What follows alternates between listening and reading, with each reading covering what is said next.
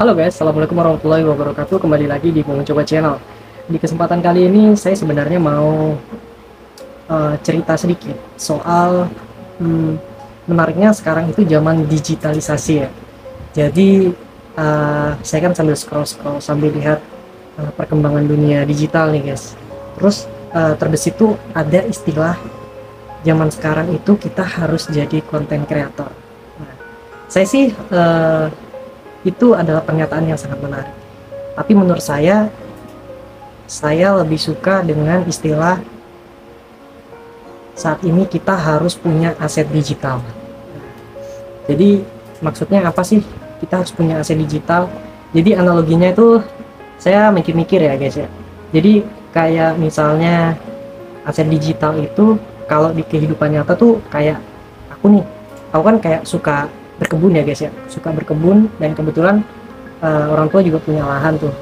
Saya bayangkan aset digital tuh kayak kita punya tanah ya, kayak punya tanah misalnya luas 1 hektar tuh.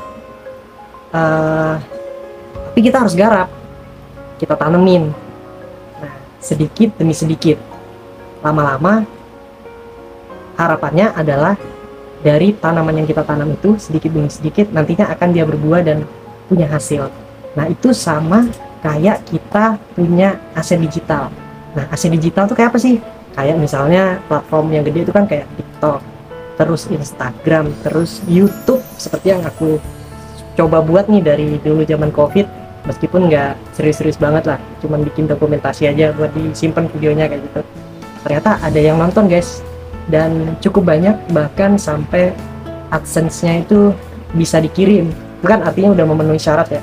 Nah, aku anggapnya itu aset digital, meskipun ya masih malas-malasan bikin konten, terus kadang kontennya juga ya masih sembarangan lah, masih sembarangan.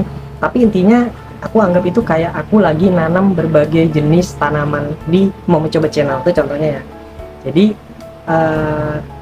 isinya tuh kalau di dunia digital itu atau aset digital tuh ya kita kayak punya tanah nih.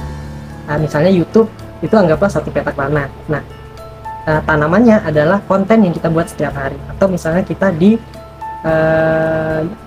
TikTok. Nah kayak gitu kita bikin konten setiap hari, kita nanam rajin bikin konten. Nah harapannya tuh apa? Nanti akan membuahkan sebuah hasil. Nah kalau kita bicara aset, itu harapannya kan ada kompensasi finansial yang kita dapatkan ketika kita mengembangkan aset kita ya kan. Tentunya money atau duit ya kan. Tapi untuk supaya itu menghasilkan, kita harus membangun, kita harus merawat, kita harus menanam banyak konten di situ. Baik di semua platform itu rata-rata begitu ya guys ya. Bikin konten, punya follower yang terus meningkat, kontennya itu diapresiasi. Kalau di YouTube ada AdSense-nya, kalau di TikTok bisa affiliate yang lagi rame, kemudian kalau di Instagram ya kita bisa jadi selebgram. Nah kira-kira begitu teman-teman. Jadi menarik sih bahwa zaman sekarang itu kita harus jadi konten kreator tuh rasanya wajib banget sih, wajib banget. Dan untuk motivasinya lagi untuk diri aku pribadi sebenarnya lebih ke aku pengen punya aset digital meskipun lambat dan karena sebenarnya nggak kepepet ya guys, karena aku lihat ya ada prinsip juga tuh kayak misalnya kalau kita kepepet kita akan terjun nggak mikir lagi gitu buat jadi seorang konten kreator. Teman-teman mungkin lebih banyak lihat fenomena viral tuh di TikTok ya teman-teman. Lihat yang dia live joget-joget ya kayak gitu ya. Sebenarnya kalau aku lihat tuh kan pro kontranya banyak. Cuman yang menariknya adalah kita kan nggak tahu ya, jangan-jangan itu strategi mereka buat ngebangun dia punya akun. Oh nyatanya kita nggak lihat sisi dia mendapatkan saweran dari orang, tapi faktanya akunnya tuh berkembang dan followersnya juga bertambah. Artinya ya kalau dia udah klik jadi followers itu kan berarti akunnya tuh berkembang guys. Jadi sewaktu-waktu dia udah nggak joget lagi dan ibaratnya mungkin ya dengan joget-joget itu ya dia akan menurunkan standar harga dirinya lah ya, demi untuk meraup cuan dari live. Dan pada akhirnya kalau misalnya fitur live-nya itu udah nggak ada, dia kan akunnya udah gede, dan akun itu bisa dijadikan misalnya dia akan lebih profesional untuk misalnya jadi afiliator profesional, kemudian di endorse, akunnya udah gede cuy. Jadi ya dia mau kerja atau dikasih iklan yang apa di endorse sama orang pun ya akan jadi, karena dia udah bangun akunnya kayak gitu. Meskipun cara orang buat ngembanginnya itu macam-macam ya, ada yang bikin sensasi macam-macam.